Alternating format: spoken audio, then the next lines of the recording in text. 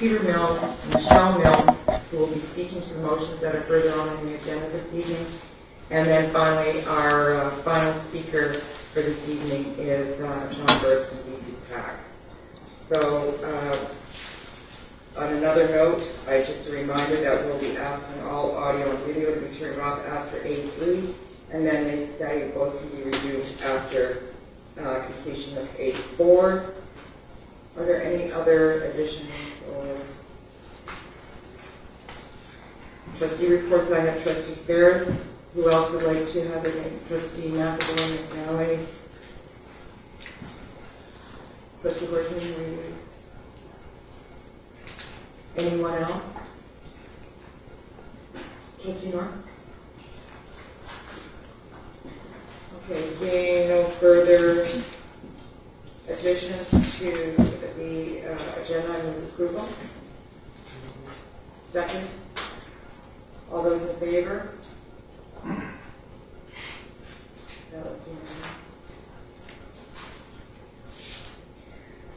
We move now on to approval of the minutes of the January 21st, 2013 minutes. Are there any errors or omissions?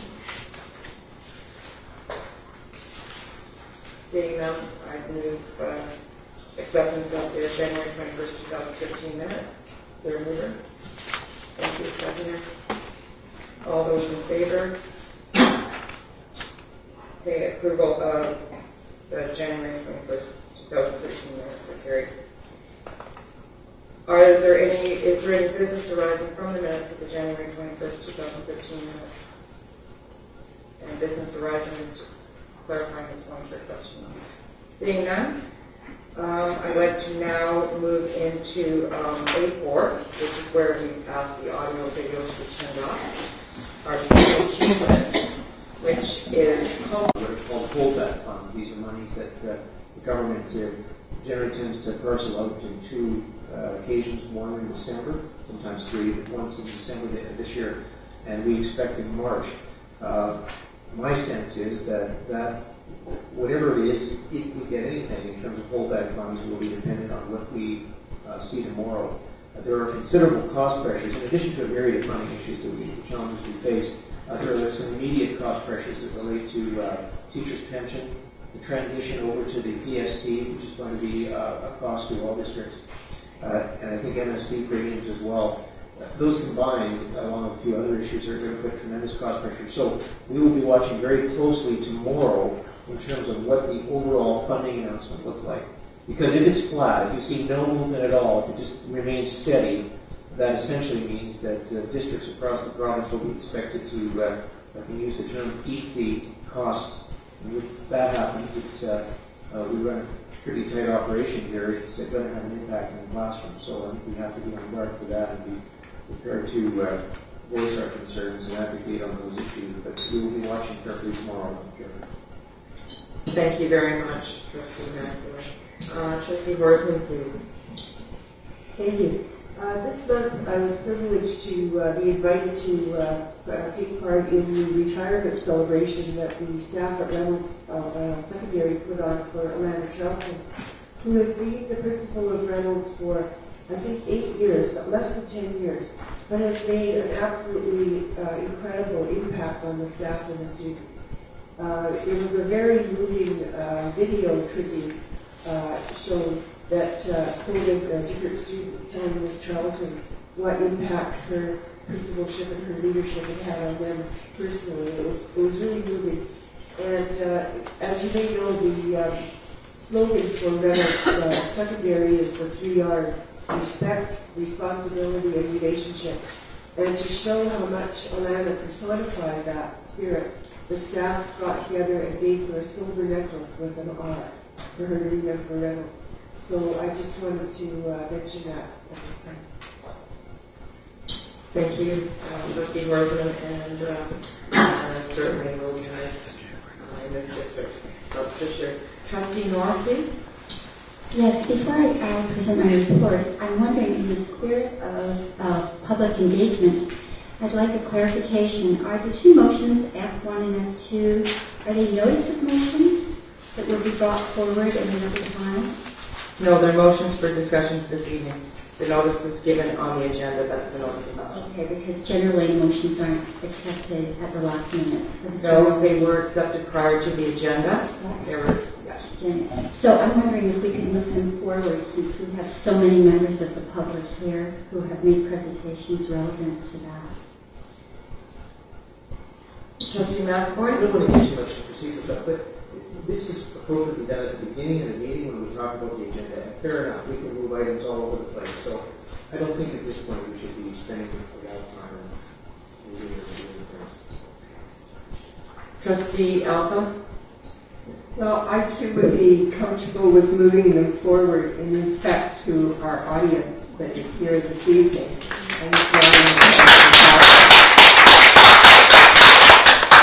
Any other comments? Trustee Horsman? Thank you. Well, I don't think it should be moved. I think there's a place on the agenda for items of new business, and it's after the discussion of things that have already gone through the standing committees. And I would hate to see popularity contests. I mean, occasionally things are moved forward because children are involved or something like that. But There is a child in the audience. Yeah, that was a parent's choice. I don't think the agenda should be set by popularity issue. I'm going to just make a comment that we had the opportunity to change things at the beginning of the meeting. It wasn't done. There is important business of the board, and it's nice to have more members of the public here to actually see all of the business that the board participates in. Quite often people leave after their particular issue. I'm not looking at you, Ross, so you should stick around for a second. Where else to go? So, but I don't expect that a lot of this is going to take a lot of time, and I would leave the agenda as it is. Any further speakers? It's not a motion, it was a suggestion. I understand, but you saw the agenda beforehand and you chose. Well, I believe you did because you made a. But in any event, that's fine. Carry on with your. I think you have a minute and these trustee reports are 2 minutes, right? So we stop the clock when you ask the question. So very briefly, I attended Campus View Elementary for the reading week and had an opportunity to engage with students in some of the classes. Grade 5 and kindergarten. It was great to see the diversity of their experience with books, and it was very good to get into the classrooms. I also just want people to know that I will be attending the International School Ministry Conference in April. There is a full review of the International School Program and all its implications, and they are seeking advice and input from trustees and other members of school districts. And so if anyone has some input and concerns or feedback, that would be great. Thank you. Thank you, Trustee Orr. Trustee McNally, please.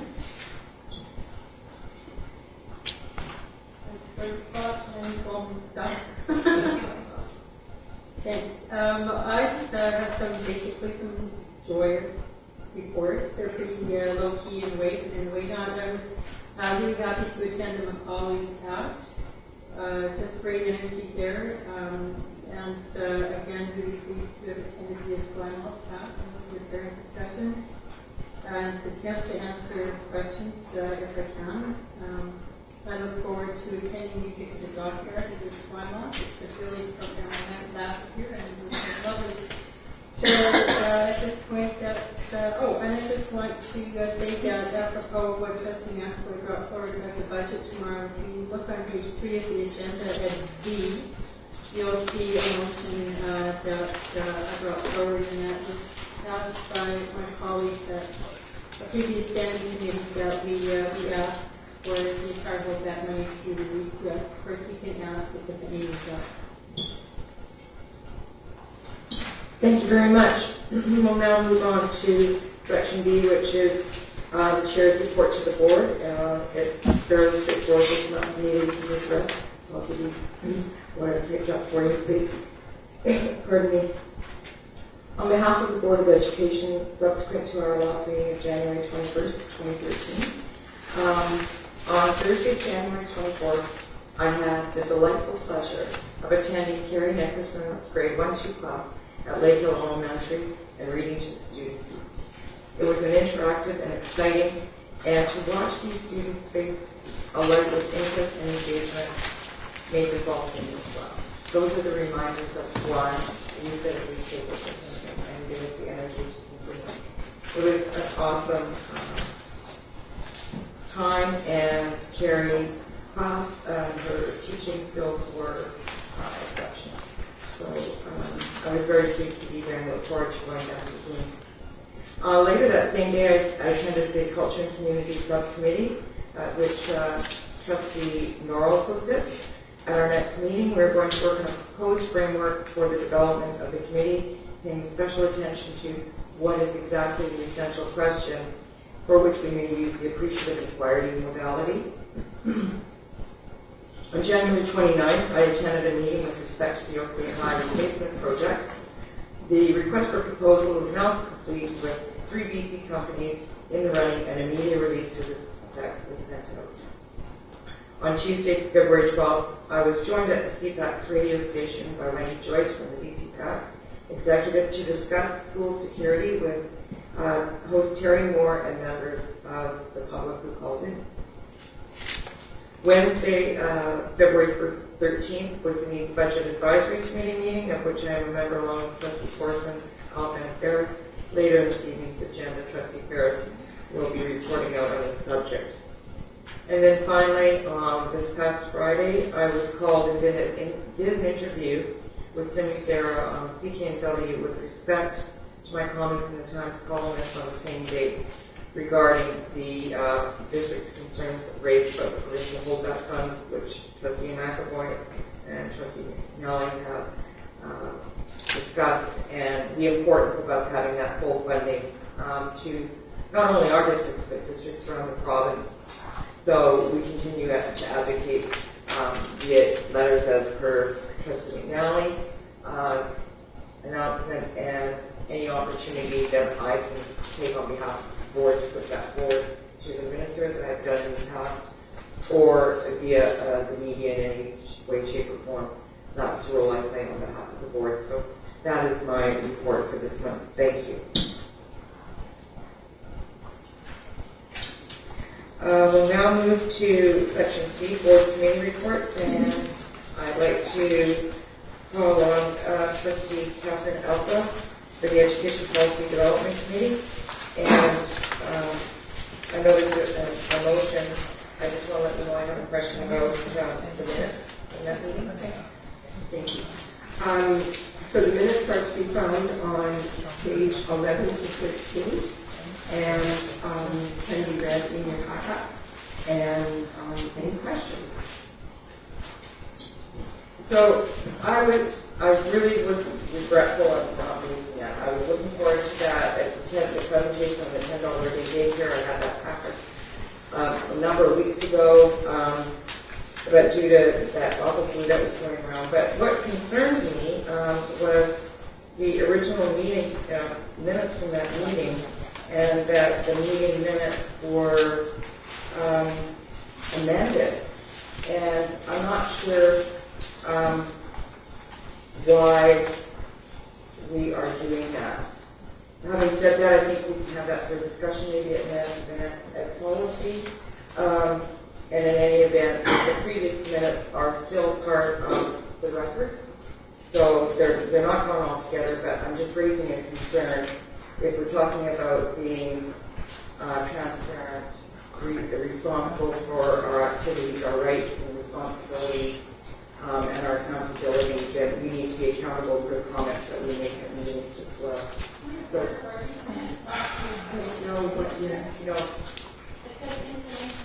yes, and I had a question because I wasn't there and I wasn't part of the group. I'm raising it now because it's raised as information, and that can still be raised as anything. You're welcome. So Trustee Albright, you'd like to carry on? Thank you. So we have two motions coming forward this evening from our meeting, and I'm very happy to bring these motions forward. That the Board of Education of School District 61, Greater Victoria, write a letter of endorsement to Premier Christy Clark and the Leader of the Opposition, Adrian Dix, supporting the community plan for a public system of integrated early care and learning, otherwise known as the $10 per day per child care plan. Can I have a loser, please? All right. So any discussion? Yes. Just to say, I thank Chair Alpha for leading that discussion. I thought it was a very good discussion. The building that we had here to present were excellent, and I think the importance of investing in younger people in the school system is really important, and I think time and again has been shown to be something that has incredible dividends down the road. I couldn't help but notice recent press reports in the last couple of days where neither major political party has expressed a good deal of enthusiasm for this proposal, which is, I have to say, somewhat disappointing, but I nonetheless think it's important to continue these efforts and to hopefully we will get unanimous approval of this. Thank you. Trustee Horstman, myself on. Thank you. Well, notwithstanding the lack of political support that's been in the news today and other days, I strongly think that the board should support this motion because it's important for the Board of School Trustees to recognize the value that this kind of plan would have for families, not only in the preparation of children for school, but also in the support of early childhood under the care of facilitators, and the affordability aspect, which is sorely missing right now in the options available to parents. So I thank Trustee Alpha for bringing this forward, and I hope that we can get unanimous support for it. Thank you. Thank you. I see Trustee McNally. I've got myself next on the list. I think the report was excellent. I think it was prudent. It outlined a 10-year plan. It doesn't expect any government to turn around tomorrow. And I think that that is what we have to try to do. And I understand they're also continuing to lobby the federal government as well, which is the promise that has been not kept for many, many years, so the pressure should be there. But I think the goal should be set so that they're achievable and they're planned for, so that they can be built into provincial and federal budgets in the future. And I think you'll see a little bit of the way the Budget Advisory Committee is thinking the same way when Trustee Ferris makes his report later, taking that same step. But I applaud their plan, and they're being pragmatic and prudent, and I fully support the motion, and I also hope to see an yes on this as well. Thank you. Trustee McNally. Thanks. So I support both the motions in Part B, 1 and 2, and people who attend the standing committees may know the motions that come forward to the board as recommended motions already have intensive discussion and probably presentations at the standing committee, so they're recommended because they pass with the majority, and it's, tell me if I'm wrong, but I think they just passed unanimously. It's an amazing presentation, so I appreciate it. Thank you, Trustee McNally. Trustee Ferris, please. Thank you. The thing that really amazes me is how it is that our federal parties and our provincial parties are unable to see that this is absolutely essential. I just can't think of anything that is more important for the future of our province than the care of our children. It's mind-boggling.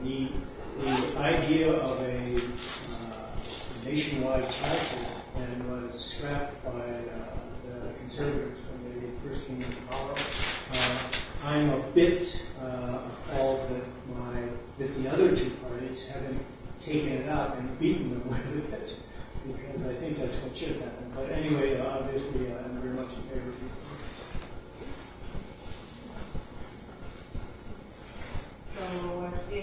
Seeing no further hands, we're on the first motion.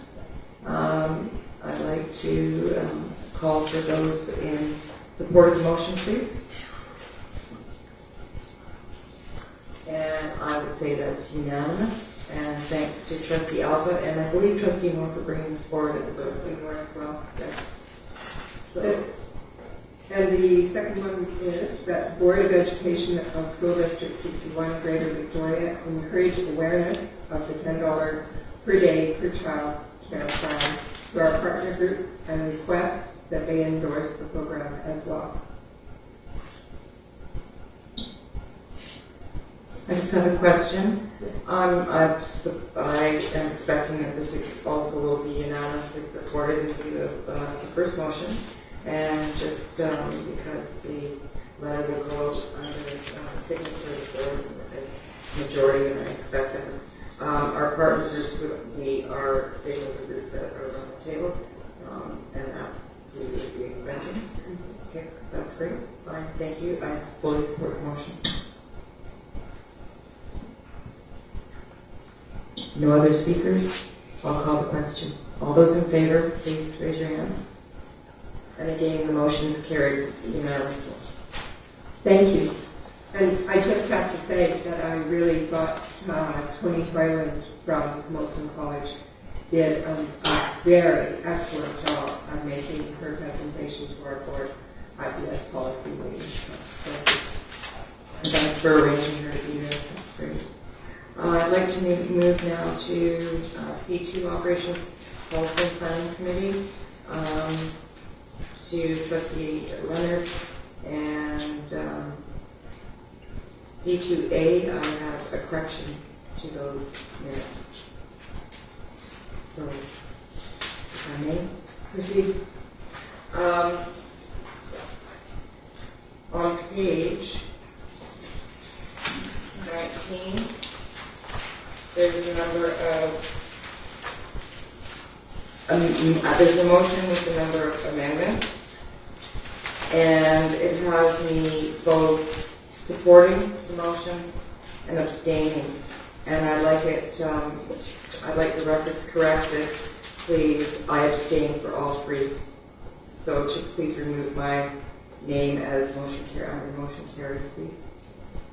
Okay, yeah, I understand that. But I can't be in two places, or, thank you very much. And in fact, those amendments would have to be moved and seconded and passed at the Ops Committee meeting right now. Yeah, I'm just saying, yeah.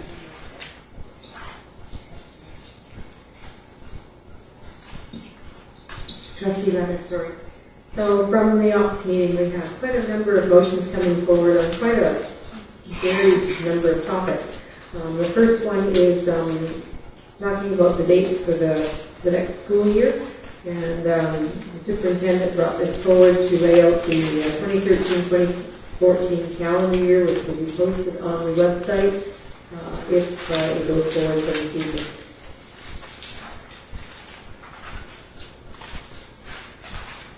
I just want to make it very clear, too, that this has been raised a couple of times previously, and that all of the groups that are involved, all the stakeholder groups, if you refer to page 20, it explains that the groups met to discuss the fixed dates and agreed to them, and this is also referred to on page 15 of the packet on the school calendar. So, There's a consultation. yeah. Thank you. So there's no speakers to this, no questions. Maybe the chair can call the question. Call the question on the recommended motion for the school calendar. All those in favor, please. And that would be unanimous. Thank you. The next motion, there's two motions coming up that are similar, and each one requires a motion to be carried unanimously to have it approved at this evening's meeting. And from my recollection, if the Secretary Treasurer wants to confirm that these are dollars that are coming back to the board due to seismic seismic project dollars in order to draw up the drawings and get things ready to go. And now these monies are being funneled back to the school district from the province, and these are the motions to ensure that. Correct? Well, I don't know if it requires the district to refund the money that was spent on site education. Thank you. So if the first one, that number 2 at the bottom of page 2, if trustees would love to give that one unanimous endorsement, then we can go on to the second part of it. So, board chair would like to call the question on the first one. Thank you, Trustee Leonard. All those in favor, please raise your hand. Thank you, and that would be carried unanimously. Goes to the second portion, and that's where we read it the first, second, and third time. So we could call the question on that one. There's no discussion, no questions. The question is called. All those in favor? And that too is unanimous. Thank you very much, trustees. Thank you. And the same thing for the next motion. It's part 3. It's for the Quadra Elementary School funds for $33,335. Again, this requires a unanimous vote to proceed for all 3 readings this evening. Seeing no questions, no hands up, I'll call the question. All those in favor? Thank you, and that is unanimous. Thank you. And the last portion of that particular one is for the first, second, and third time, again for Quadra for the $33,335. Seeing no hands for discussion, I'll call the question. All those in favor, please. And again, that's carried unanimously. Thank you, trustees. Thank you. Motion number 4, we had Alan Lowe and the principal from Vic High come and present to us that next year is the 100th anniversary of Vic High.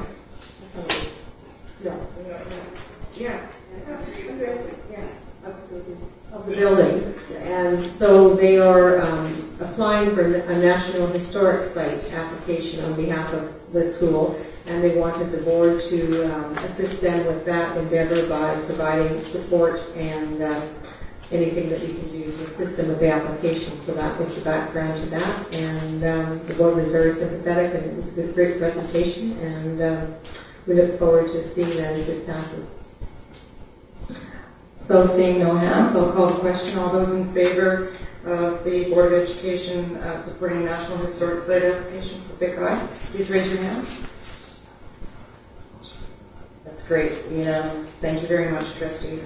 Motion number 5, it was brought forward by Trustee McNally, and we've been talking about some holdback funds this evening, and so the motion reads that we read a letter to the Minister of Education asking for the entire amount of SD61 currently held in holdback funds, including the amount that covers BCPC membership, funds previously been paid for by the Ministry of Education, that these funds be immediately released to SD61. So we had lots of discussion around that. We tweaked the wording a little bit. To make his presentation, please. Thank you very much. Just to give a little background to the people that didn't get the email that I sent to Mr. Duncan. I've been married, I've been a student at Victor School for 11 years.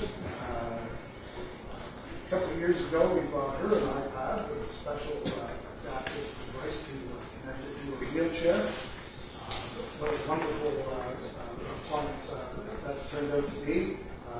Probably right behind her wheelchair equipped van and the wheelchair itself. Now, it was so successful in her development that upon my urging, the parent bought an iPad for Victor School, and the students have been using it now for a couple of years. The parents of Victor School would like to request a motion be passed to remove Victor School from the current moratorium on the installation of Wi-Fi devices. We requested this service in October to enable our students and staff to access the vast amount of apps and website resources available to our special needs students. Everything from intense visually stimulating animation for our children with visual cortical blindness or visual impairment to fun word games that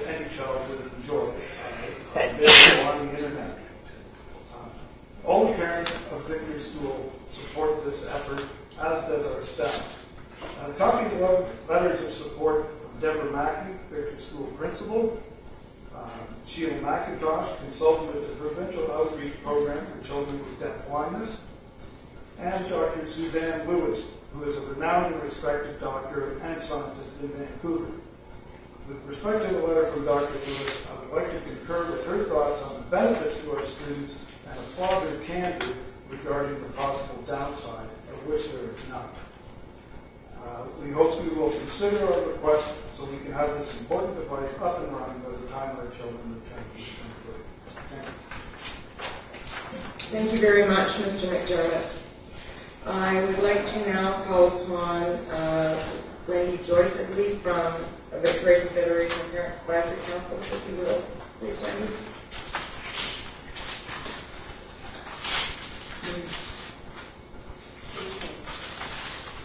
Representative democracy is founded on the Just, principle Wendy, the mic's not. Can somebody help? No, it's never been on. I can just yell at her. No. Maybe you should speak directly.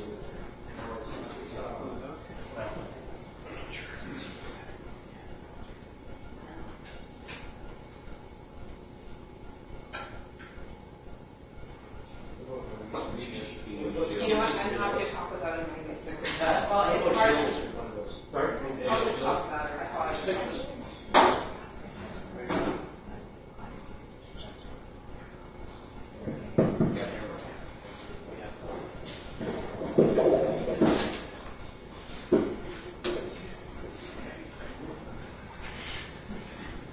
Representative democracy is founded on the principle of elected people representing a group of people. This is the case with all our levels of government, our education partner groups, and the Board of Education itself. All members of the group represented have the right to vote, and most often, representatives are selected without even achieving a majority of votes cast. In the case of VC-PAC, we have had contested elections for many years. In addition to competing for the right to be on the executive, each candidate must receive more than 50% of the votes cast to be successful.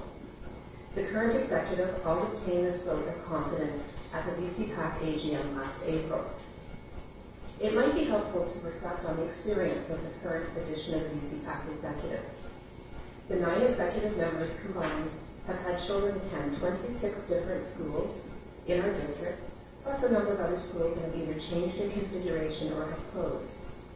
In person years, they have spent 150 years in the school system and have the following credentials: 96 years serving on PACs, 45 years serving on SPCs, and 39 years serving on VC-PAC. The last point I'd like to make about the executive is that it makes decisions by consensus. The letter that we sent to the board last week, for example, was unanimously approved by the executive. Our internal issue development process is based on education, dialogue, and debate, as well as many other methods of gathering feedback. When an issue is broad-based, highly sensitive, or considerably complex, we will often survey parents directly. The volume and detail of those responses guides us in providing strong, authentic representations of parents. Here are a few examples. Our school fees and related issues survey received over 1,600 responses. A detailed report was then provided to trustees. The VC-PAC highlighted key points covered by the survey and provided this as advice to the board. Our 2-week spring break survey received almost 2,500 responses and resulted in conditional support for the concept. The board subsequently made changes not only to the spring break, but also to the regular school week schedule. Our FSA survey received less than 200 responses. This showed us that the issue, although considered a hot topic in education circles, was not of significant interest to parents in general. VC-PAC restricted our actions, therefore, to providing parents with clarity on the issue in our Foundation Skills Assessment Test Briefing paper. The current Wi-Fi issue was also a hot topic in education circles. VC-PAC will be vetting a fact sheet on this topic, as well as a draft survey at its general meeting next week. The results of the survey will establish the level of interest of parents in this topic, as well as whether VC-PAC will be taking a position on it. When VCPAC does take an official position on an educational issue, it must obtain a 75% approval at a general meeting.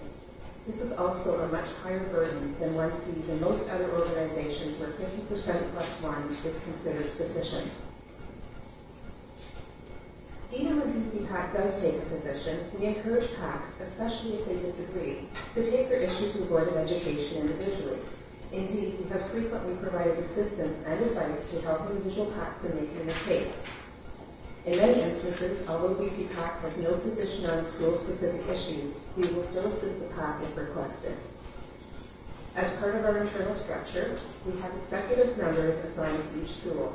In addition to the normal VCPAC email system, liaison directors communicate directly with PACs in ongoing attempts to ensure strong communication and timely issue identification. The purpose and duty of the district PAC is to bring a parent perspective as a separate perspective to the table. We must be very careful to ensure that this perspective is not unduly influenced by other education partners or special interest groups. Each of those groups has their own organization by which they can provide their own unique perspective to the board.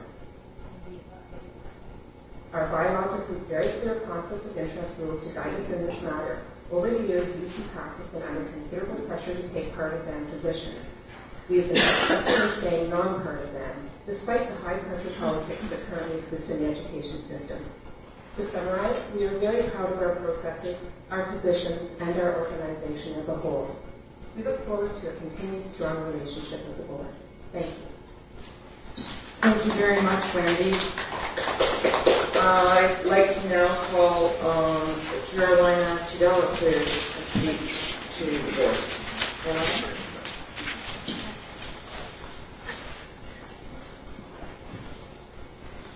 Hello, thank you.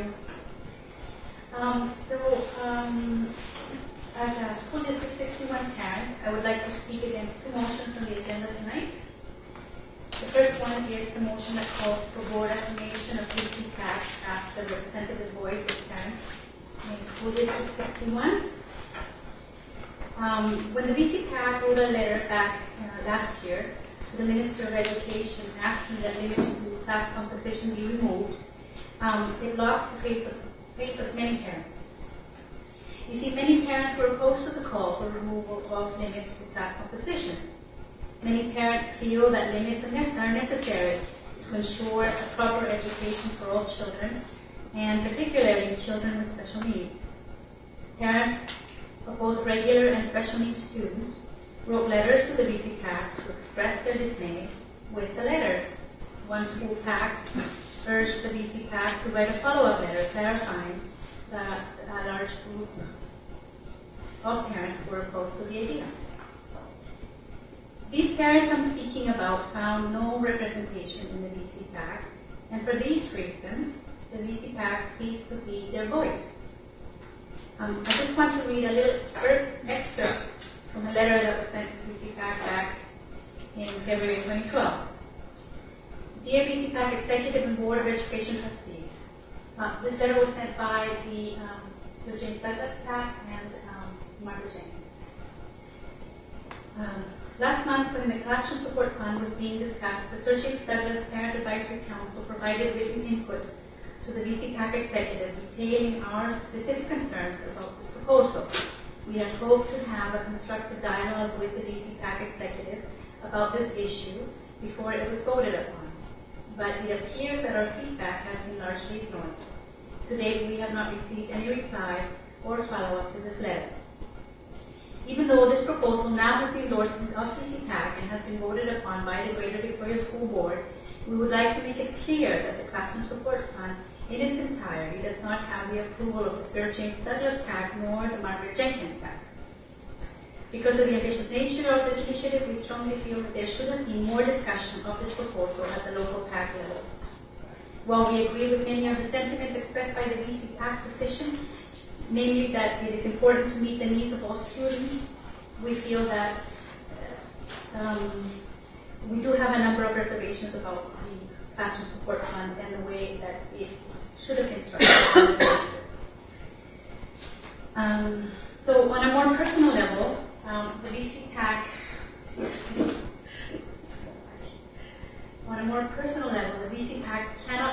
voice for me for two reasons. The VCPAC does not believe in political activism. I, on the other hand, believe that sometimes as parents, we must be political activists to affect education policy that is important to us and to ensure that such policies are sustained through legislation. The second reason the VCPAC cannot be a voice for me is that it is nonpartisan. I am not nonpartisan. I believe the Liberal government, and particularly former Education Minister George Abbott, did a great disservice to the students of School District 61 by enacting Bill 22. I'm not judging the VCPAC on this respect, but I'm just saying that it's not my voice. More important, the motion to affirm the VCPAC as a representative voice is contrary to the School Act. Yes, the School Act provides for the VCPAC to advise the board on any matter relating to education, but it does not in any way exclude PACs, parents, or any parent organization from doing the same. But this motion does. Am I speaking to my parents? Oh, okay. So the VCPAC is the voice of some parents, particularly those who attend their meetings and vote in their elections. And this is a good thing. The fact that the VCPAC does not represent all parents of School District 61 calls forth the principles of democracy to manifest and provide the tools that give voice to all parents in the district. This motion prevents that. On the second motion calling for the board to express regret about an individual trustee making comments about the VCPAC, many parents who find no voice through the VCPAC have gone to this particular trustee, and thankfully this trustee feels an obligation to lend voice to our concerns. This trustee has attended some meetings and has met many parents and has come away from these discussions with a clear sense that of parent dissatisfaction with the VCPAC as their voice on educational issues. I oppose this motion because it disables trustees from speaking up on behalf of parents of School District 61. Thank you, Carolyn.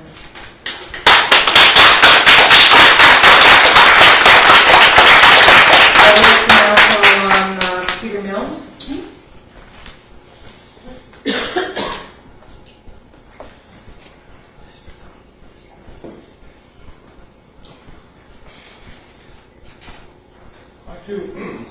I too am concerned to see the two notes of motion related to VCPAC that have been submitted by trustees Wilson and Carson. The first motion, in summary, is that SD61 affirms its full support of VCPAC and its voice as the representative in SD61 from parents. This motion is unnecessary. The Board of Education does not need a motion to affirm anything that is already entrenched in the School Act. To do so seems a waste of both the public and the trustees' time. The motion, as it currently reads, and if left, implies that VCPAC would be one voice for parents in SD61. If this is the case, I am deeply concerned. Aren't all voices, parent or community, welcome at this table and worth consideration? While the board has been debating and has now created a committee on public engagement, it is important to recognize that a motion such as this appears to disengage the public further. In regards to the second motion, that SD61 expresses its regret that an individual trustee made comments of VCPAC that attempted to undermine its work to represent the parent's voice and on educational issues in our district. There should be no need for the Board of Education to provide its regrets because the trustee has shared its concerns with an educational partner group. If there are concerns that an organization which receives funding from the school district is not functioning democratically, it should be addressed. The trustees are hearing from parents that their voice is not heard through VCPAC, or the VCPAC is not democratically engaging their parent membership. This should be highlighted. When a trustee in a community leadership role publicly addresses that there are issues and concerns, it provides opportunity for parents to feel supported in their concerns, to feel heard and validated. Speaking to the issue of how VCPAC functions or doesn't function should not be misconstrued as an attempt to undermine the work of VCPAC. VCPAC has had much feedback that I've observed personally, and unfortunately I don't see changes in the democratic process as a result. Instead, I've observed an increase in the attempt to control the voice of parents, and ultimately continue to disengage the parental community further. The lack of quorum in every meeting since April 2012, and even sporadically before that, is a testament to this. A motion such as this one that you have in front of you sets a dangerous precedent. Further silencing parental voice and appears to silence the trustees who have been brave enough to address the valid concern. BCPAC has had a long history of attacking those who disagree or criticizing the workings of BCPAC, and unfortunately, this motion plays into the role of silencing a situation where many parents feel bullied and silenced by BCPAC. Rather than further silencing these concerns, I would hope that the board will launch an investigation into BCPAC's processes to ensure that the board is financially funding an organization which democratically engages all of its membership in a fair and transparent process. BCPAC's mandate is to put students first. In spending so much of the organization's energy on controlling who has voice, they seem to have forgotten students in the process, especially students not designated with special needs. I hope that you will withdraw these two motions.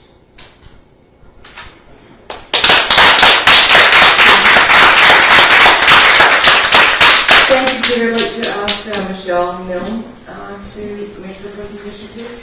Thanks. My husband and I started attending BCPAC meetings regularly when our youngest was in kindergarten. We're both passionate and concerned about what's happening in public education and felt that it was important to be involved and engaged. I was surprised at what I observed by the lack of democratic processes, transparency, and accountability by BCPAC. And I should also clarify, I am a teacher, but I have not been teaching for, I think, 8 years now. So I am first and foremost a parent. That's my number one priority, always.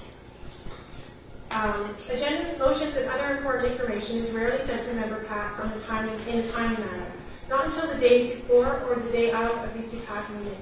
Decisions that need to be made leaves member PACs without time to discuss and debate motions and be fairly and democratically represented by their reps. Over the last 3 years, there are many missing minutes from the website or notes for those meetings when quorum wasn't achieved, despite multiple requests. There was a motion to address this issue, which seemed to be effective for about a month, maybe 2, and then reverted back to the last-minute notifications. Many PACs don't use their BCPAC email addresses or check them regularly, and reps themselves are not provided motions and other important information directly, making it further difficult to fulfill their obligations and democratically represent their own PAC.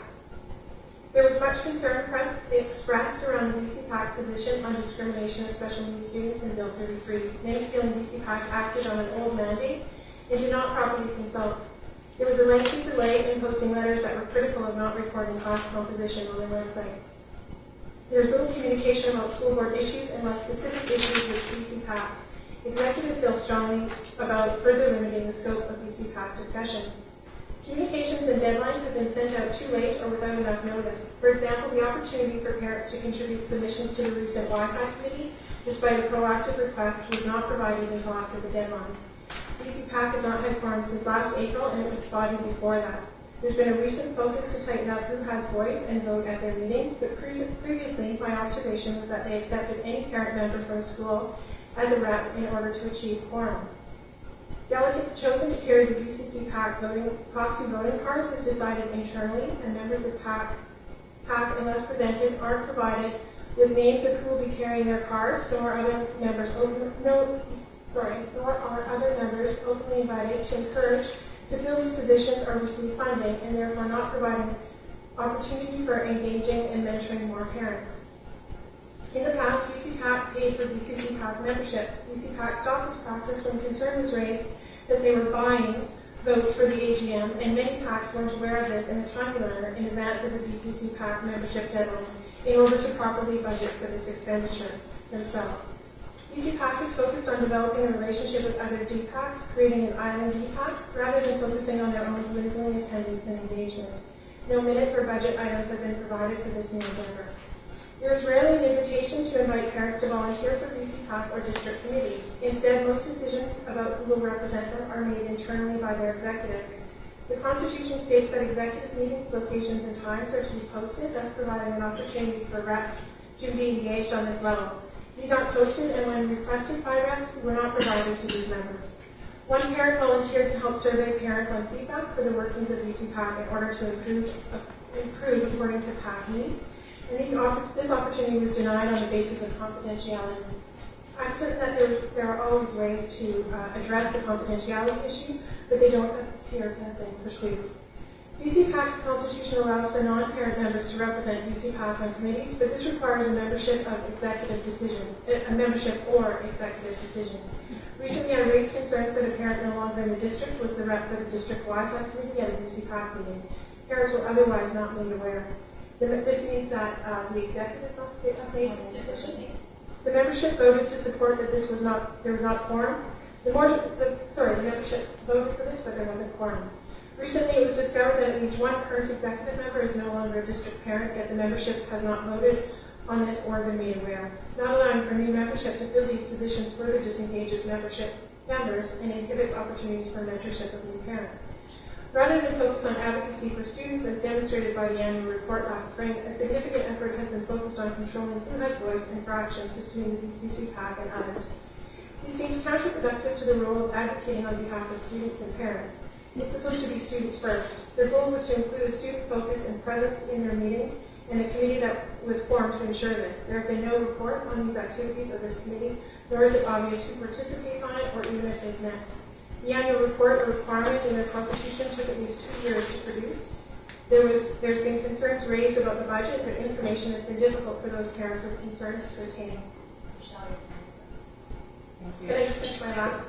No, we're sticking to the timeline. Thank you. If you have a copy that you'd like to leave with the trustees, please feel free to do so. Our final speaker, we have a very heavy agenda this evening. Our final speaker is John Bird from BCPAC. Thank you. Thank you. I'll be very brief. I just make a couple of points. I think we just turned it on. I think the lights are slide it in. There we go. I'll just make a couple of real simple points. First, it is not BCPAC's position that they're the only parent voice in the district. PAC said that, we said this in our opening statement, we actively assist any PAC that wants to come to the board and make a presentation. They can come on their own or they can ask for assistance. Parent voices can come from anywhere, and we have no concern with that at all. Of all the other stuff that I heard this evening, I would simply invite any trustees that have any concern, keep coming to BCPAC meetings, see it for yourself. If you have any additional questions you'd like to ask the executive, send them to us, just as we sent ours to you. Thank you, Mr. Berg. That concludes our community presentations portion of the agenda, and we now will move on to A7, which is trustee report. I have trustee Barrett, trustee McAvoy, trustee Horstman, and trustee Norm. So, trustee Barrett, please. Thank you, Chair Washington. I just have a brief comment to make. There has been some notice of changes taking place at the harm reduction site at Pembroke Street Health Center. And that site is, as you know, fairly close to some of our schools, in particular George J., Big High, and the middle school is also not that far away. So there was a meeting held already with members of BHA were there, as well as city councilors and members of the public. Many of the parents from the nearest school, George J., attended, and I think it was really the first opportunity for them to get firsthand information. Subsequent to that, they solicited questions from their other parents in the school, and they will be meeting again this coming week to discuss the same issue. I feel confident that as all the questions are answered, things will resolve. And I will let you know next month what the result is. Thank you. Thank you very much, Trustee Barrett. I'd like to call upon Trustee McAvoy, please. Very briefly, and that is to say that I think everybody around this table, trustees and members of the public generally, will be watching with considerable concern tomorrow when the provincial government brings down its budget. For those who don't know, one of the things that we anticipated in springtime And further than that, I think everyone was in approval at the committee meeting. Thank you. Is there any discussion on the motion? Trustee Horstman? just to affirm that with this motion, that we're not saying we don't want to be BCPC members. What we're saying is that the ministry should be paying for our membership the way they have in the past, and that the cost of membership should not be offloaded under the guise of held that. Yeah, I think that's a good point to make publicly. I think the motion. Are there any further speakers to this motion? Seeing none, I'll call the question. All those in favor, please. Just walking along. Thank you. That's unanimous. Thanks, Trustee. Trustee Leonard. Board number 6, that the Board of Education develop a board performance evaluation using the BCSDA board self-evaluation package and establish goals, criteria, and a specific timeline for completion guided by a facilitator agreed to by consensus. So we did go around on this one for a little while. The board had scheduled some retreats in the fall, which did not come to pass for a variety of reasons, and mostly because trustees weren't interested, I believe, at the time of doing it. So this evaluation package is before us for voting on tonight, and we'll see what happens and how we will go about scheduling that if this passes right now. But not quite sure where it will take us, but it's something new for us to explore. I just have a point to make. If you noted, I changed my vote from what was recorded, which I abstained on this last week. But on reflection on that, if there's any opportunity for us to get together while the first 2 attempts failed, I'm ready to try a third attempt. So I will support this motion this evening. So, are there any further comments? Questions? Seeing none, I'll call the question on this. All those in favor, please. Thank you. Good gracious. That's great. Thank you. That's unanimous.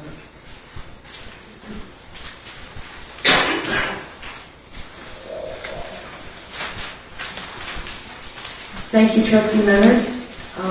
We're now moving on to the Secretary Treasurer's Report under Section D1, and I'll turn it over to Secretary Treasurer Deborah Lacey. Deborah, if you will. Thank you. If I could ask the board, please refer to page 15 of the package. So what is before you this evening is the amended annual budget bylaw for the current year. And this, as it is a bylaw, will also require unanimous approval to obtain all 3 readings this evening. The Minister of Education has requested that the amended annual budget be prepared and submitted by the end of February. The amended annual budget now takes into consideration both the revenues and the expenditures that arise from the actual September 30th, 2012 enrollments, all grant amounts that have been confirmed subsequent approval to the annual budget, which occurred last April, and all amounts that have been carried forward from the previous fiscal year. So as such, this amended annual budget will provide a better comparison to the actual results that will be reported in our financial statements for the fiscal year ending June 30th, 2013. And so this amended annual budget reflects a decrease of 68 FTE as compared to the prior school year. This amended annual budget document has been prepared using the new public sector accounting standards. And these new standards require that the budget includes all 3 funds. So this document includes our operating fund, our special purpose funds, and our capital funds. So the bylaw in total, if I can get you to refer to what is that page?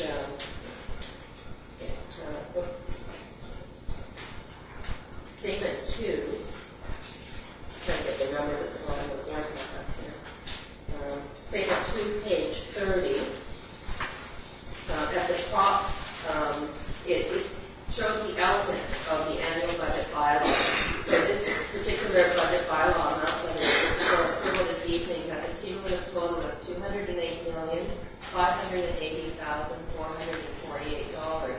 And this page illustrates the components with a detailed schedule. So our operating budget, which is the first total, $183,384,290, reflects the components on schedules 2, 2A, 2B, and 2C, which are pages 33 and 37 of the packet. In prior years, that was the extent of the budget bylaw total. It was only based on the operating fund. This year, under the new accounting standards, in addition to the operating fund total, the special purpose funds have been included. So on pages 38 and 39 of the packet, you'll see the various special purpose funds that the school district has. Now, these are funds that grants are provided for a particular purpose, but they have to be spent on that purpose. So there's no discretion around how those monies are allocated.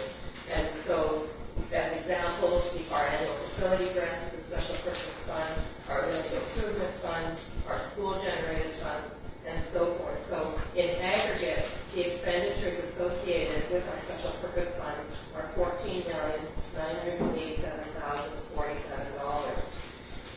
The accounting standards also require that any expenditures on capital assets be recorded separately. So if a purchase in the threshold is defined as $5,000, so if a capital asset is acquired, we need to illustrate that separately. So from a budget point of view, within our operating fund, we budgeted that we will have that capital assets purchases totaling $800,000, and within our special purpose funds, this is primarily flowing from the annual capital grant, is capital assets of $728,073. In addition to our operating and our special purpose funds, we now also have to include in the budget our expenditures for the capital fund. So on Schedule 4, which is page 41 of the board packet, it illustrates the elements of the capital fund. So we have out of our annual capital allowance, a portion of those expenditures are expense operating, and so those flow through the capital fund as expense item and corresponding revenue item. And then we have our amortization of our capital assets, which is offset by the amortization of our historic capital revenue. So the document is a lot more complex than what it has been in the past, in that it comprises the three funds. There is a lot of details. I don't intend to walk through each individual page. If there's questions, I'd be happy to take them, or just either work for me separately. That would be the better. So before you this evening is the recommended motion for the three readings this evening, and then the actual motion to approve the Thank you. I have Trustee Ferris and Trustee Moore. I just briefly wanted to make a comment that this amended annual budget bylaw, which is done every year at this time, is extremely important to the board. It really is a determining number which we have to have before we get provisional numbers and then find out what we're really standing for the year. So it is essential, and I do think that the workload, the increased workload that's been increased this year has really been a bit of a hardship for the Secretary of Treasury's Department, and I just wanted to thank them for the extra that they have done and for getting it to us on time. Thank you. Thank you, Trustee Ferris. I think you speak for all of us. Trustee Norman and Trustee Leonard. So I took some time to go through this, and I have a number of questions, so I think what I'll do is meet with you at another time, but just a couple that I have here. So one of the first ones is on page 37, under District Administration, 4.40, School District Governance. I noticed that we've gone from $396,000 amended budget for 2012 to $299,000. I'm just wondering if you could explain that. The prior year was an election. So every 2 years we include a budget amount for the elections. Okay, thank you for that. The next one is in terms of offshore students. So I know that we've got some specific details here about this year and the projection for or the amended budget for 2013, I believe I made a request to have the past 3 years. Thank you very much. Thank you. And I have one more question. So, a parent has been concerned about the underfunding in the schools. Had come to me having done some work on the website, the ministry website. And so under services for our school district, for instance, it's on the budget for 2012, 2010, 2012. It's not in the packet. It's not in the packet. It's on the ministry website. It's interesting. It says for services and supplies. It says the annual budget was approximately 16 million. Then the amended annual budget was 29 million, and then the actual expenditures are 15 million. Is that somewhere? So what happens, so when the books close at June the 30th, there are balances remaining. So in school funds, in department budgets that have projects that are ongoing, in purchase order commitments that are outstanding, and the biggest share is always budgeted appropriations for prior years, ending balance to balance the budget the following year. So this amended annual budget document now pulls in all of those monies that were remaining at the end of the prior year, and they get added into what was the annual budget, which didn't include the appropriation. So because our carry forward amounts have been in the neighborhood of $18 million, you do see large changes as we go from the annual budget from last April to this amended annual budget document. Thank you. Thank you, Trustee Nora. Trustee Leonard, please. Do you have a second? Okay, Trustee Horstman. The motion is on the floor from Kathleen. The recommended motion is that Board of Education School District 61 agrees to give all 3 readings of the 2012-2013 amended annual budget bylaw at the meeting of tonight's date, and this motion is to be carried unanimously. Are there any further questions before? Seeing none, I'll call the question. So all those in favor, please raise your hand. And that has passed unanimously, which takes us to the Secretary Treasurer to the second one. So the second motion is to give the 3 readings to the amended annual budget bylaw for the fiscal year 2012-2013 in the amount of $208,580,448. Thank you. Trustee Leonard, please. Do we have a seconder? Thank you. So it's moved and seconded.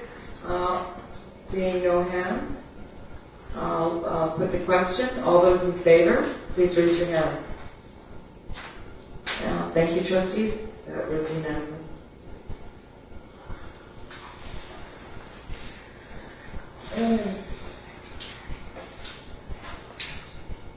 We now move to D1B, the needs budget, and I'd ask Trustee Ferris to present on behalf of the Budget Advisory Committee. Thank you, Trustee. Thank you, Madam Chair. If you turn to page 42 in your backup, you will see a summary of the needs budget for the upcoming year. This isn't a final document and it's subject to your approval and to your questions. The Needs Budget Committee has met on 2 separate occasions. The committee decided to take a somewhat different approach this year in order that the government not be complacent by getting the same sort of message that we get every year, which is not to say that we don't think that the message we give is a good one. So in any case, what you see before you on page 42 is a department by department response to what the departments felt would be required if they were in fact able to put a 5% increase into the budgets. So I think it's worthwhile to see on a department department basis where the money might go. Part of our rationale was that we thought the minister would be better informed, perhaps, by this type of approach than what we've done in the past. And perhaps it is a bit more pragmatic and slightly less emotional approach to our needs budgeting. In any case, I think it looks good, but I welcome your questions, and if you have questions after this evening, please forward them to us, and if you have ideas that you'd like to see us entertain, please forward those to us as well. Everything that you suggest will be on the table for consideration. Thank you. Trustee Nori, you have a question?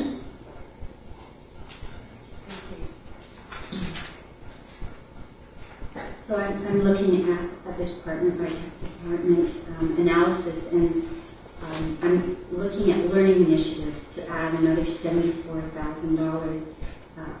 I'm sure that would be useful for them. However, I personally, having spoken to many parents and many teachers and many counselors, would like to see that money put in for counseling for our students in the district. I was in a school this week that has such high need, and yet the counselor is only 0.3 and it's just so significantly inadequate for the need there. So I would ask all trustees to consider about reviewing the possibility of putting that money into counseling support in their schools. And then the other one, just as a point of clarification, human resources, employee support, what would that mean? I'd ask the Secretary Treasurer to clarify that, please. I think what the recommendation there was to hire a staff member that would be able to actively get in touch with folks that have been away from the office. So it's having someone to be able to reach out and see if someone's been away for several days, make that contact, see how they're doing, and see that they return on the case. And I would add that the added support, the requisite support they need in order to reach out. Trustee McNally? Or actually, pardon me, I have Trustee Horseman and then Trustee McNally. My apologies. Thank you. Just to note that the $74,000 listed under teacher, under the professional development learning initiatives is for teacher release time. It's not for additional staffing. And also, personally, I support the idea of adding counseling support. This is not, there's nothing about the needs budget that needs to come up with a $5 million, $800,000 finite. We can certainly add counseling support to that. This is a starting point. I have Trustee McNally, Tara Erke, and then Trustee Leonard. So facilities direct digital control technician sounds fascinating, but I have no idea what it is. Can somebody tell me what that non-individual or individual do? Just I'm curious. It's a shame we can go in on somebody's life. Seamus, I guess, there's a number of new heating plants that are being installed in the schools, and they've got computer monitoring capabilities that help to, I guess, turn them on on a timely basis and turn them off so that there's energy savings. And I guess this individual would focus in on the energy savings aspects that can occur by having tighter monitoring of those controls. That's my best thought. Thank you, Trustee McNally. Mr. Keaton? Yeah, just two quick points. One is that we have provided in the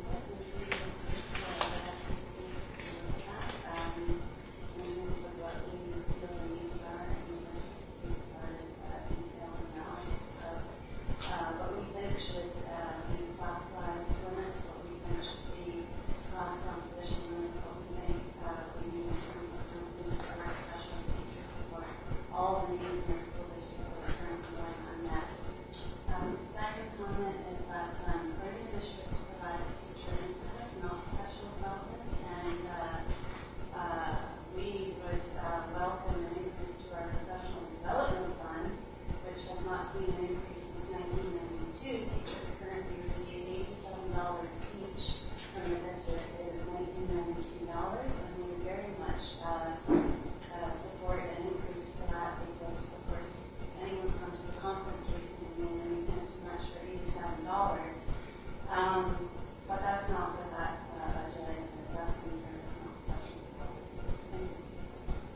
Thank you, Trustee Leonard.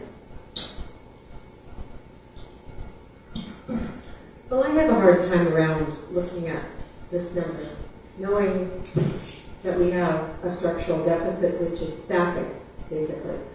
So I guess we all look at paying down our personal debt in this world. I guess if I had a magic wand and I got a 5% increase to the current budget, it would be nice to shave $5,818,000 off of our operating structural deficit. And then that means that we would have $5,818 in our budget that we didn't have to look to cut every year when we get to our budget scenario. So I guess I look at it from a pragmatic, realistic point of view, that if we could pay down our structural deficit and have $3 million to work at, because we always seem to get one-time funds every year to get, so we're not cutting. We've been very lucky the last 5 years not to have to cut any staff. Wouldn't it be nice to not have to even think about cutting staff and having make people secure in their job and maybe add a little bit back? So I have difficulty asking for this amount of money, which we don't have. We're $8 million in the hole, so we're not even asking to pay off our debt. We're asking for more money on top of that. I just personally think it's the wrong way to go. I have myself next on the speakers list. And just to clarify, this is the needs budget that it's supported by the board, and I'm sure there will be some adjustments. Would go in alongside a balanced budget as required by the CLF. Having said that, I think that everybody understands that the funding formula we currently have doesn't work. And it doesn't work because it's based on socioeconomics. When the economy's good, we've got lots of kids, there's money and the coverage for those kids, but when the times are bad, there's no money in the cupboard. We have to come up with a funding formula that is going to work regardless of the economic ups and downs of the economy. Our kids deserve that at all times. And so what we're looking at, and in respect to Ms. Urquhart's comments, is we're not throwing out the input that we received last year and earlier from the stakeholders group. However, we're trying to look at working towards a formula similar to the $10 a day child care plan, where we can incrementally add to the district what needs to be provided in order for our children to have quality education all the time, not just, demand this amount of money and have it tomorrow. So the steps we're looking at taking are a process and something to build upon. And in this event, we did ask each of our departments what could they do if they were given 5% increase in their budget. So we just want to, and certainly this is just the beginning. This is just our first presentation. So Trustee Ferris. So I would just close by saying that I thank everybody for their comments, and please, if you have further comments, please send them to us. And also that any document that we send to the minister will reference the documents that we sent in the past. So hopefully they will not be forgotten, and your comments that you gave us last year will thank you. Thank you, Trustee Ferris. We'll now move on to back here.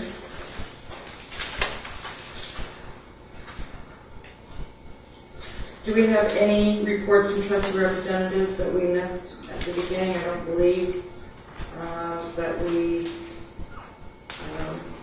do. Oh, Trustee McNally? Thank you, Chair. Just as a trustee representative to a couple of committees, the Healthy Saanich. I would say I'm joined by the Healthy Saanich. I agree there hasn't been any direct School District 61 business, but it's a very vibrant committee. I won't be able to attend the one that's occurring this Thursday because it is final week at the doctorate program, and I really do want to go to that. I'm also on Success by 6, but their director, I believe, has been away for a year, and so it's kind of been functioning, but not to the degree that it might, and so I look forward to Success by 6 getting more vibrant in the future. Thank you, Trustee McNally. We'll now move on to F, new business notice motions, and F1, Victoria Consideration Parent Advisory Council, and which put forward by Trustee Workman, seconded by myself, and I will look to Trustee Workman to open, and I see Trustee Alpha. Did I see your hand, Trustee Nora? Okay, Trustee Nora, pardon me, Trustee Alpha and Trustee Barrett. And Trustee McAvoy.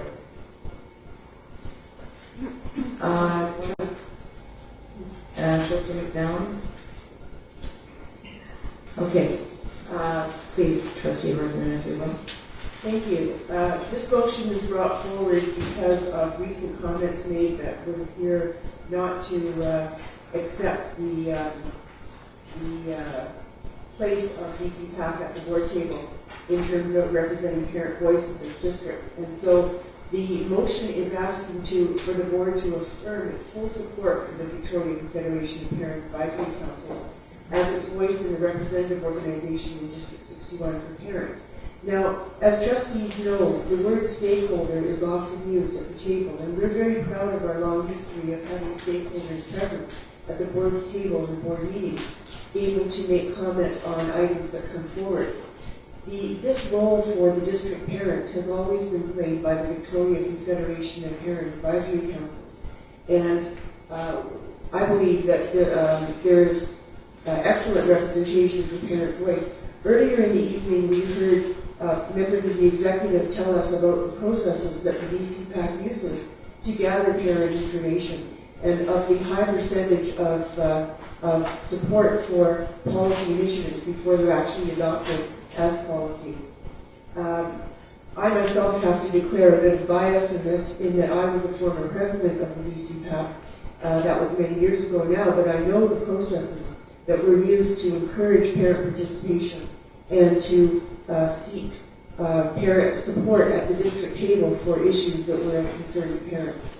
I applaud the way that BCPAC raises parental concerns at the board table in issues that come before us, and I believe that it's important at this time to affirm our support, which is not to say, and as was presented in an earlier presentation, it's not to say that any parent is welcome to come and speak before the board. Of course, any parent in the district could come and address the board at any time, or contact trustees through email, or during trustee visits to schools. But when it comes to the concept of a stakeholder representation on district committees, or stakeholder representation raising the voice for parents, the traditional voice avenue for that has been the BCPAC. And I believe that it's important for the board to affirm its support of BCPAC while still encouraging any parent in the district to get involved in that organization and to raise any and all concerns and all perspectives, so that all perspectives are fairly presented. Thank you, Trustee Horseman. I'll turn to Trustee Alpha, please. Thank you. I won't be voting for this motion tonight for several reasons. One, I think it's unnecessary because BCPAC is already part of the School Act, and so this motion seems redundant. I'm also not voting for it because the School Act also includes voices of PACs and other parents. And tonight it was made clear through presentations from PACs and from parents that there are PACs that feel marginalized, excluded, and I find that to be very deeply concerning. It was made clear that there are parents who feel marginalized and excluded, and that definitely concerns me.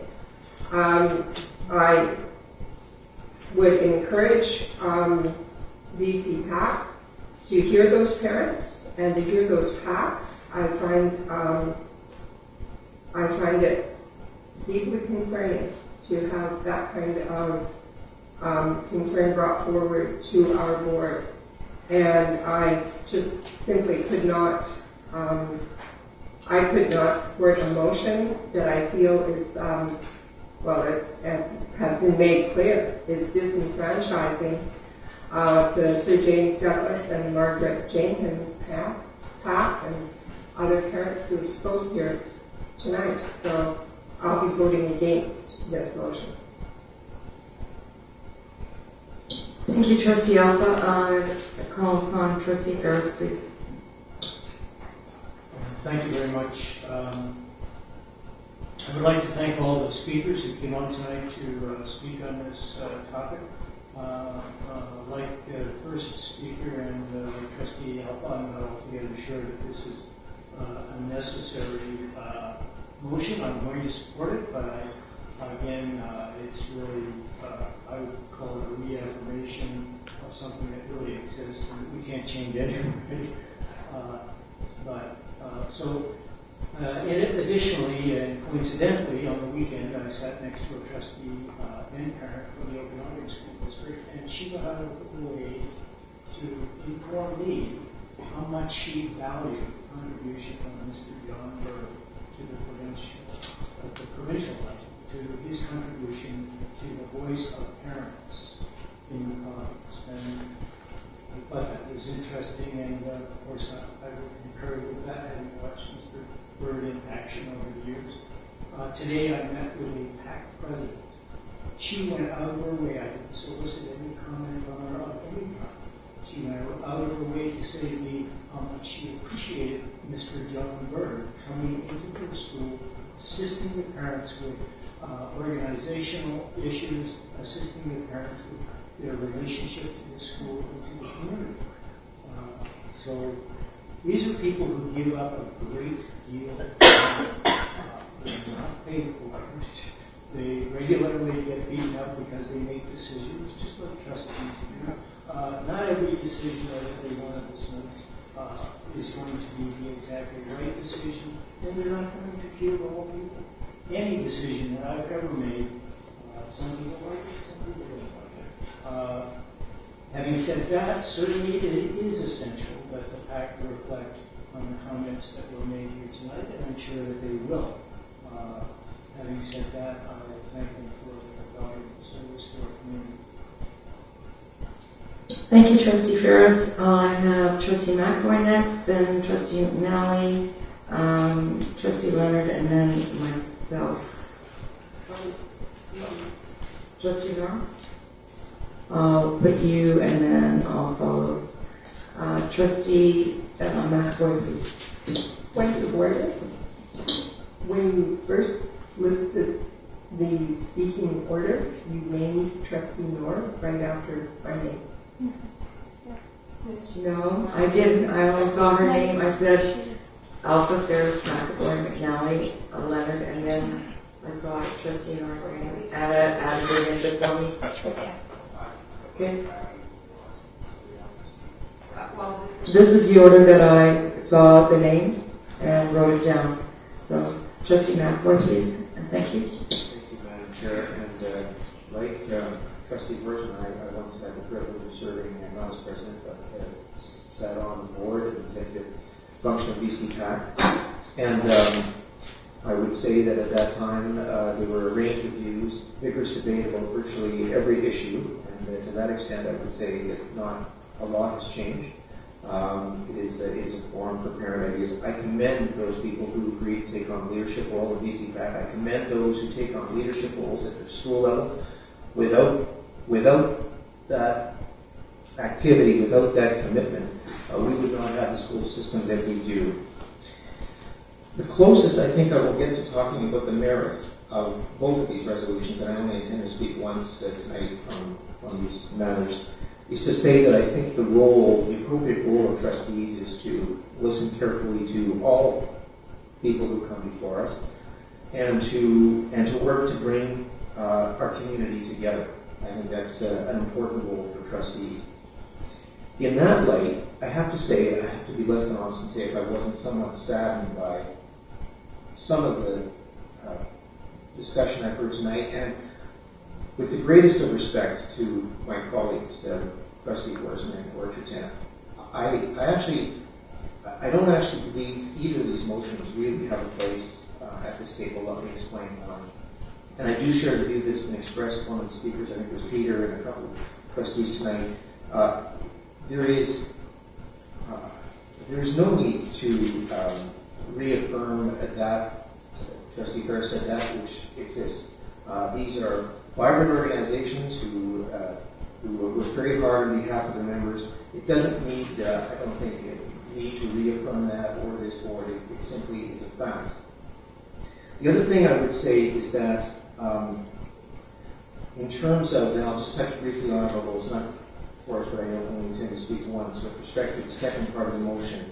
I think that if we have an issue with a view that one of our colleagues takes about an issue, that I think it's more appropriate that we talk about that, not around this table necessarily. This is a forum for discussing education issues and what we're doing for kids. And I think if we do have an issue, I think that there's a forum for that. And I say that with the greatest respect because I understand the underlying reason why one of them was moving forward.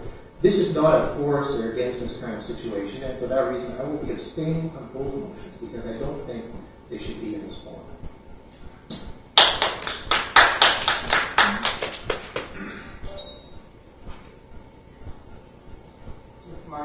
Motion's in advance. Thank you. Trustee McNally. Thanks, Chair. I'll just speak to the first part of the motion and try and extricate myself from the papers here. I won't be voting for the first motion because, first of all, it's enshrined in the School Act, that 8.5 on page 322. It just says subject to section 67, 5.1, the District Parents Advisory Council may advise the board on matters relating to education and school district.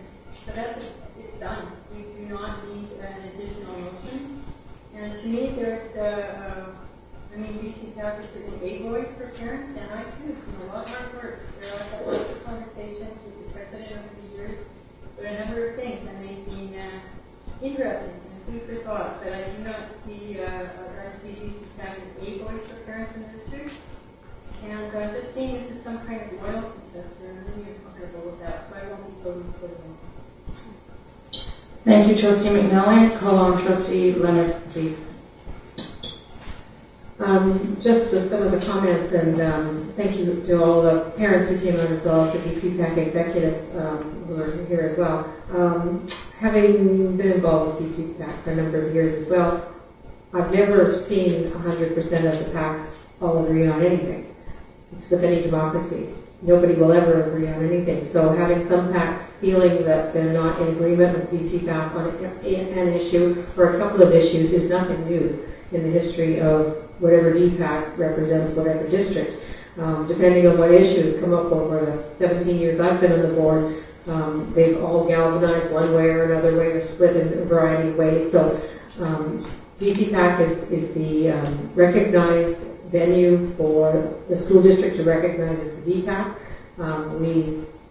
We respect and look forward to input from all of the PACs around the district as well on an individual basis, especially when they disagree. We get another point of view. So I believe that they shouldn't feel disenfranchised. They should just feel they need to provide their voice here as well as BCPAC, and that's the way the world works in democracy, and that's the way it works around the board table as well. So I will support the first motion because I'm not doing anything different. It's in the School Act. We're affirming. There's nothing there. I will abstain from the second motion.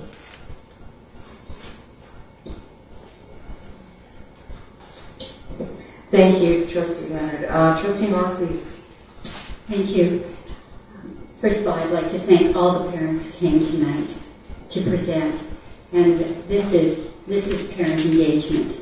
And this was a frank conversation about a number of issues that I've heard about over a number of years. I will not be supporting this motion because, as Trustee McNally said, it's specifically stated in the School Act, the role of the district PAC. I stand by my comments in my blog. I have attended meetings over the years, and in particular, I saw the position paper on that VCPAC put out for Bill 33, and I heard from numerous people that they were not part of the process and that their voice was not included in the presentation. And this is more than not agreeing on one or two issues. I attended the AGM last year, and I saw new people try to get elected, and they weren't. And yes, that's democracy, but it's also what I'm seeing as a diminishing representation of the parents in our district. And so they have a voice and may provide input, but I think in this growing, I would say, sentiment of grassroots involvement for all movements where people are feeling that they've been marginalized and are not heard, that there's not a feeling of being included, that we as trustees can play a role in our individual encouragement and connection, engagement with parents, with school PACs, with school planning councils, and also to encourage more people to come and speak at meetings, listen respectfully, and weigh their input equally. Thank you, Trustee Nart. I have myself next on the list. And I'd really like to draw everybody's attention to the real issue, which was the letter that was written to us by VCPAC. And they asked if the comments that were published on a website by a trustee were actually the beliefs of the board. And we talked about reaffirmation of something that's in the School Act, but we have especially been asked to reaffirm that directly. And I'd like to thank the executive of the VCPAC that are here this evening, as well as the parents that spoke, 3 parents that spoke against. I think it's unfortunate that issues that I feel should have been dealt with in-house, if PACs have an issue with VCPAC, they should be taken into VCPAC. Not bringing them to this table. We can't deal with the issues that you have. This is your elected representative body that you deal with. We deal with the voice of your body. That's not to say that we still do not respond and respect individual parents' voices or other PACs. Our community presentations this evening commenced with a PAC president coming to the board making a request of the board. His voice has been listened to, and I'll be putting forward a notice of motion at the end of the meeting for discussion at our office meeting on his request. But I want to direct people, we're off topic. The motion is speaking to the request that is made to us by the legal representatives under the School Act to say, do we or do we not support the role? And we're not involved in the internal business. That's for the parents to be involved in. They have a democratic process, they have constitutional bylaws, parents can participate. It's a democracy, all voices are listened to, majority vote. The same at the board table. That's our same process. We had 3 parents speak this evening. And I find it very distressful that an individual trustee would publicly make a comment about one of our organizations around the table. It has been GBTA, if the comments, if it was the acronym GBTA, we would be saying the same thing. Or if it was QP or ASA. Each of those organizations have their own democratic processes, and it's not for this board to interfere with those processes. Those are for the membership of those organizations to deal with themselves. Point of order. Is this a lecture or a class? I'm making my comments, Trustee Alpha. Thank you. Excuse me, Trustee Alpha. Well, I'm responding. I'm feeling profoundly uncomfortable Well, with the way that you're lecturing. I am not lecturing. I'm giving my comments on the presentations and acknowledging the work and that the fact that nobody else has recognized that the BC PAC executive is here this evening. Nobody. So I think it's very clear which way this meeting, which way this motion is going to go. However, I fully support the motion, and I fully support reaffirming what the BC PAC has asked for in its letter, the same as what we would do for any of our stakeholders, that we respectfully, we hold with respect and in high regard around this table. And I'd like people just to think about that. Thank you. Seeing no further comments, I'd like to ask Trustee Horstman to close, please. Thank you. Frankly, I don't think I can do a better job of closing than our board chair just did. But I'd just like to remind all of the trustees who said they wouldn't be voting for the motion because it isn't necessary under the School Act. Nobody's suggesting anything other than an affirmation of the role BCPAC plays in our school district. In other words, an affirmation of all of the work they put into bringing together parent voices in this district and making sure they're heard. And that's not to say that any parents who have a dissenting opinion shouldn't either contact trustees directly with that dissenting opinion or work through BCPAC to have their position included in the policy.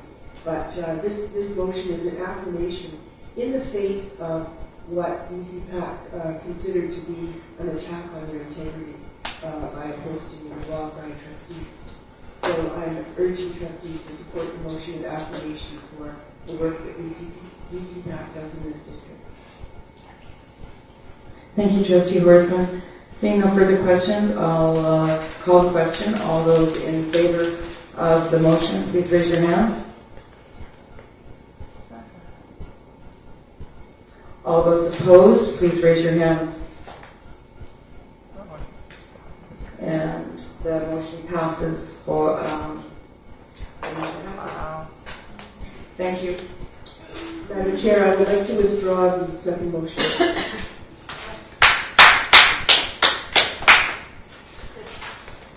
And seconder, if that's what you so choose, I'm a little disappointed because I would have gone forward with it based on the trustee's comments that she stands by interfering in the democratic process.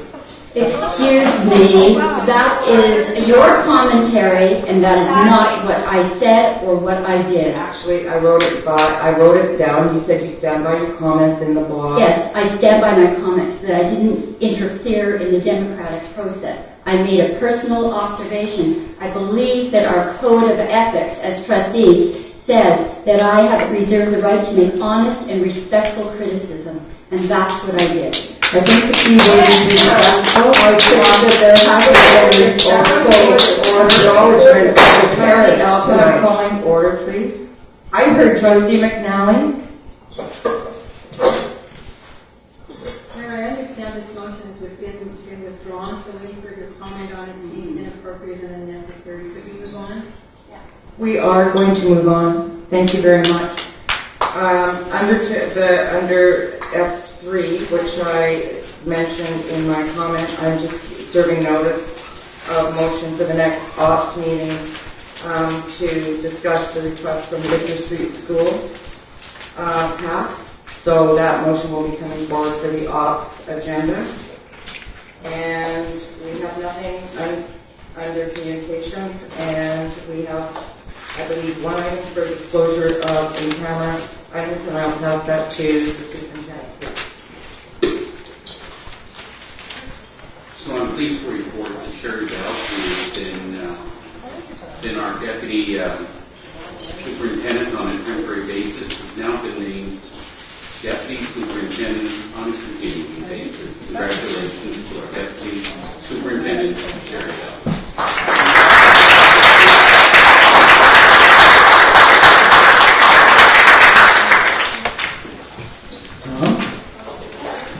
Tom? Okay, thank you very much. And thank you for all of you that have been here this evening participating in the meeting. Thanks for